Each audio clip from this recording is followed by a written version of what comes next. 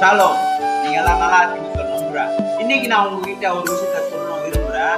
நிறைய என்னோட நண்பர்கள் என்ன கேட்கறது என்னன்னா, பிரதர் நாங்க சுபிக்கிறோம், நாங்க பைபிள் படிக்கிறோம், நாங்க ஆண்டவர் கிட்டதான் இருக்கிறோம். ஆனா நிறைய பிரச்சனை வந்துட்டே இருக்கு, நிறைய தோல்வியை பார்த்துட்டு இருக்கோம், ஏனே தெரியல. அவங்களை பார்த்து நான் சொல்றது என்னன்னா, யோபு புத்தகம் 23:10 இப்படியா சொல்லுது, நீங்கள் என்னை சோதித்த பின்பு நான் பொன்னாக விளங்குவேன்னு சொல்லிட்டு. யோபு வாழ்க்கையை பாத்தீங்கன்னா எவ்வளவு பிரச்சனை, எவ்வளவு போராட்டம், ஆனாலும் அவருக்கு இருந்த நம்பிக்கை, நீங்க என்ன சோதிக்கிறது நல்லதுதான் அப்படின்னு சொல்லிட்டு.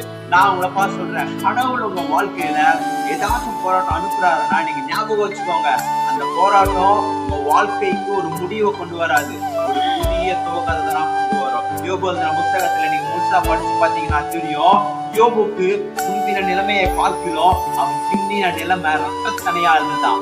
இந்த வார்த்தை உங்களுக்கு ஆசீர்வாதமா இருக்குன்னு சொல்லி நான் விசுவாசிக்கிறேன். தேங்க்யூ.